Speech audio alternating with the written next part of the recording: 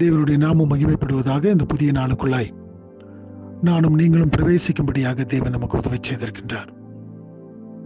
தேவன் மறுபடியுமாய் ஜீவனுள்ள ஒரு தேசத்திலே உங்களுக்கும் எனக்கும் இந்த ஒரு புதிய நாளிலே பிரவேசித்து ஜீவனோடும் சுகத்தோடும் பலத்தோடும் நானும் நீங்களும் இந்த நாளை துவங்கும்படியாக தேவன் நம்மோடு கூட இருந்து நம்மை வழிநடத்தும்படியாய் தேவனுடைய சமூகத்தில் நாம் கூடி வந்திருக்கின்றோம். ஒவ்வொரு நாளும் கர்த்தராகிய தேவன் தாமே நம்மை இப்படிப்பட்ட ஒரு முறைமையில வழி நடத்துகின்றவராய், இப்படிப்பட்ட எல்லா விதமான சூழ்நிலைகளிலும் உங்களையும் என்னையும் காத்து தப்புவித்து நமக்கு வேண்டிய எல்லா காரியத்தையும் அவர் சவதரித்து தருகின்ற தேவனாக இருக்கின்றார்.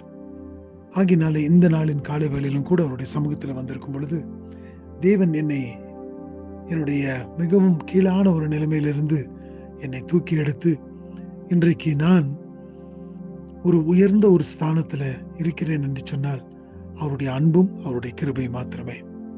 113வது சங்கீதத்தின் 7வது வசனத்தை நான் வாசிக்கின்றேன். Psalm 113 verse 7. அவர் சிறியவனை புழுதியிலிருந்து தூக்கி விடுகிறார், எளியவனை குப்பையிலிருந்து உயர்த்துகிறார். இந்த வசனத்தில் பார்க்கும் பொழுது கர்த்தர் ஒருவன் சிறியவனாக காணப்படுவான் என்று சொன்னால், எளியவனாக காணப்படுவான் என்று சொன்னால் அவனை அதே விதத்தில் விட்டு விடுவதில்லை. தேவன் மன உருக்கமும் இரக்கமும் உள்ளவராக இருக்கின்றார். இந்த தேவன் உங்களையும் என்னையும் நடத்தக்கூடியவராக இருக்கின்றார்.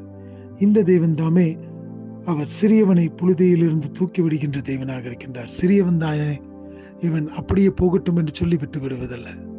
ஒருவேளை இன்றைக்கு நான் இவ்வளவு சிறியவனாக நான் காணப்படுகிறேனே, என்னுடைய வாழ்க்கையில என்னுடைய குடும்பங்களில நான் இப்படிப்பட்ட ஒரு நிலைமையில கீழான நிலைமையில இருக்கிறேன் என்று சொல்லி நீங்கள் எண்ணுவீர்கள் என்று சொன்னால் ஆண்டவர் சொல்லுகின்றார், அவர் சிறியவனை புழுதியிலிருந்து தூக்கி விடுகிறாராம். சோர்ந்து போகாதே சகோதரனே, சகோதரியே.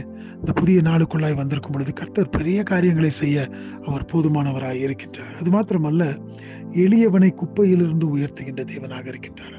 ஒன்றுமே இல்லை, நான் குப்பையாக நான் காணப்படுகிறேன் என்று சொல்லி நீ நினைக்கலாம். ஆனால் எளியவனை குப்பையிலிருந்து அவர் தாமே உன்னதங்களிலே வீற்றிருக்கும்படியான ஒரு கிருபையை பாராட்டுகின்ற தேவனாக இருக்கின்றார். இந்த தேவன் தானே இந்த நாள் முழுவதும் உங்களை வழிநடத்தி உங்களை பாதுகாத்து உங்களுக்கு வேண்டிய எல்லா விதமான கிருபைகளையும் தந்து உங்களை ஆசீர்வதிப்பாராக. இந்த நாளுக்குள்ளாய் கடந்து செல்லும் பொழுது இந்த தேவன் உங்களுக்கு முன்பதாக செல்லுகின்றார். பயப்படாதே, கலங்காதே. அவர் உன்னுடைய தேவனாக, நம்முடைய தேவனாக காணப்படுகின்றார். இந்த நாளை நமக்கு ஆசீர்வதித்து கொடுப்பாராக.